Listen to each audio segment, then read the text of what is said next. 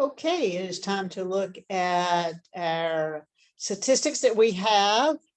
Remember that this is our March update, but we're looking at February's statistics because they come in a month behind. So we're going to review February, what's happening in February.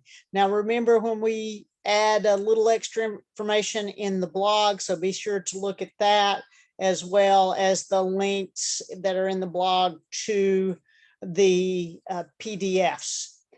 Okay, so we are going to review month to month in 2021, and we are looking at the greater Asheville region first. What we see is that new listings increased overall, pendings decreased a little bit, closings increased a little bit. The medium house price went down a little bit, as well as the average. Not a lot, but a little bit. Days on the market are still very short. Overall, this is the entire region of Asheville, which includes the outer lying counties. Days on the market average is 55 days, and the month's supply is 1.4. So we still are very short in housing throughout all of our region. So let's look at the city of Asheville and what happened in February in the city of Asheville. New listings increased to 186, pendings decreased to 218, closed decreased to 155. Part of that is because the lenders are taking about 45 days instead of 30 days. So we're seeing that lag behind on closings. The medium house price increased in the city of Asheville in February to 364, and the average increased to 472. The days on the market were 57, which is normal. Little extra days on the market with the cold weather just stops people from showing and seeing as quickly. Our inventory supply is 1.4 months, still very low. Right, let's look at Hendersonville City. Now, this is some interesting statistics in Hendersonville. New listings were down to 91. Pendings were down to 117, but closings were up. I think part of that is dealing with, again, just the weather in general, as well as the time it's taking to get a closing. The thing that I think is most significant is to see that in just 1 month, the average median price dropped to $295, and the average list price dropped to $336. Those are something for us to watch. One of the things that we want to do when we're looking at numbers, especially on a month to month, is the trend continuing to see the average and the mean medium home prices go down rather than up. That means, or to stay pretty much the same. That helps us indicate where we are in our cycle, our real estate cycle. Month supplies in Hendersonville is extremely low, 1.1, and in February they were only on the market for 31 days. I think part of that is because the new listings went down as well.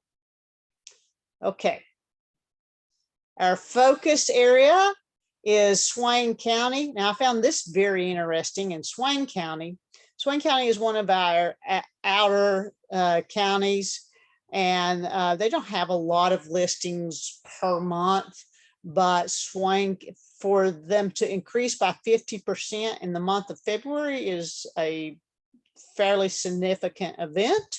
The pendings were 4, closings went from 4 to 7. That's a significant percentage wise of closings, but here's what's really interesting. From the medium home price from January to February increased to $370,000. That's significant. And the average price increased to $418,000. What this means is their new construction is getting a higher value, and as new construction continues to be built over there, then we're going to see the prices continuing to climb. Days on the market went to 67. Part of that is new construction of when it was being put on there as a proposed and actually went under contract. Housing inventory there is still low at 2.8 months. The bonus stat, which I thought was incredibly insightful, is that in a year ago, March 2020, houses in the Asheville area sold per square foot at $215. Today, in March 2021, houses in the Asheville area are selling at $262 per square foot. That is a significant increase in 1 year. And we have to watch to see what happens. Is this going to continue, or will it push people to those outer areas to find more affordable housing? Our major takeaways is inventory is critically low throughout the entire region. Right now, prices in the city of Asheville are continuing to climb, but we're seeing in the immediate surrounding areas, Hendersonville, Mars Hill, Marshall, some of those areas that are touching the city of Asheville, their prices are starting to decline a little bit. We want to watch this closely during our spring inventory increase to see if this is a trend or if it was just a last of the winter phenomena.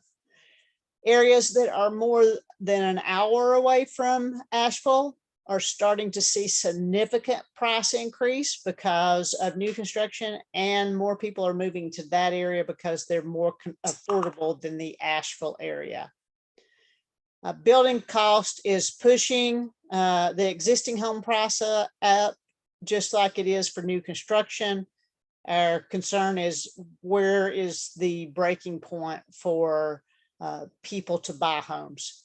So we just have to keep looking at this. Right now, the real estate cycle has continued to climb, as you've seen, has climbed over the past year to date.